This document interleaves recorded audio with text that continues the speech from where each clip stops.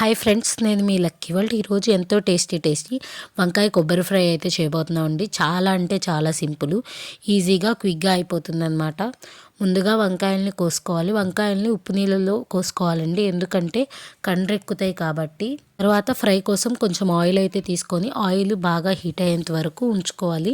Oil heat అయిన తర్వాత ఇప్పుడు ఇందులో మనం ముందుగా కోసుకున్న వంకాయ ముక్కలను అయితే వేసుకోవాలి. వంకాయ ముక్కలు గోల్డెన్ బ్రౌన్ కలర్ వచ్చేంత వరకు వేపుకోవాలండి. మరీ డీప్ ఫ్రైగా వేపుకోవాల్సిన అవసరం లేదు, కొంచెం నార్మల్గా వేపుకుంటే సరిపోతుంది.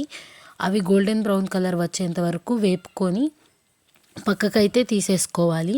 దాని తర్వాత మిగతా ఉన్నాయి మొత్తం కూడా అదే విధంగా అయితే వేపుకోవాలన్నమాట.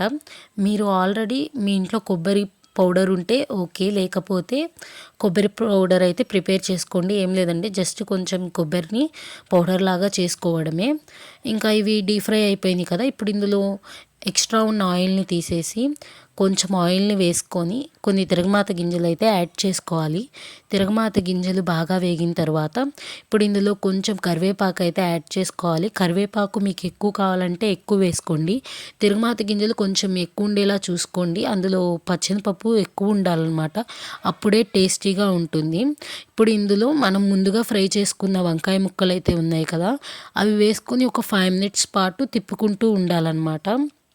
ఎందుకంటే ఇంకా కొంచెం ఏమన్నా ఉంటే ఇంకా కొంచెం డీప్ ఫ్రై అవుతుంది కాబట్టి. ఇప్పుడు ఇందులో కొంచెం పసుపు అయితే యాడ్ చేసుకుందాము.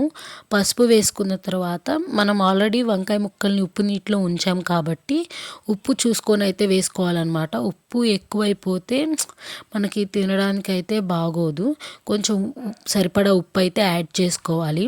ఉప్పు వేసుకున్న తర్వాత ఒక 5 minutes పాటు కలుపుతూ ఉండాలన్నమాట.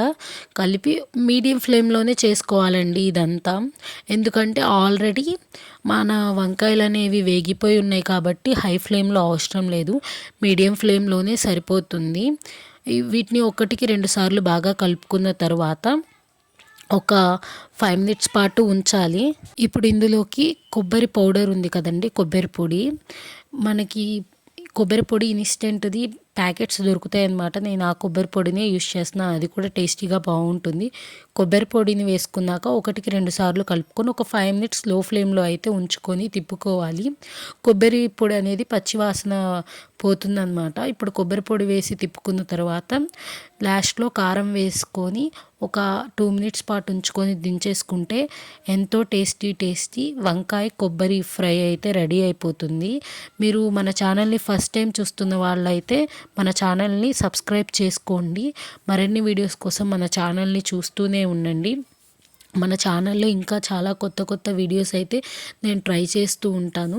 అదేవిధంగా ఏమన్నా మీకు కావాల్సిన రెసిపీస్ ఏమన్నా ఉన్నట్టయితే మన ఈ వీడియో కింద కామెంట్ చేస్తే నేను అవి కూడా మీకు చేసి వీడియోస్ అయితే పెడతానండి. Thanks for watching. నా వీడియోస్ని సపోర్ట్ చేస్తున్న వాళ్ళందరికీ చాలా థ్యాంక్స్. నా ఛానల్ని సబ్స్క్రైబ్ చేసుకోవడం మాత్రం మర్చిపోవద్దు. ఛానల్ని చూస్తూనే ఉండండి. వంకాయ కొబ్బరి ఫ్రై అయితే రెడీ అయిపోయింది.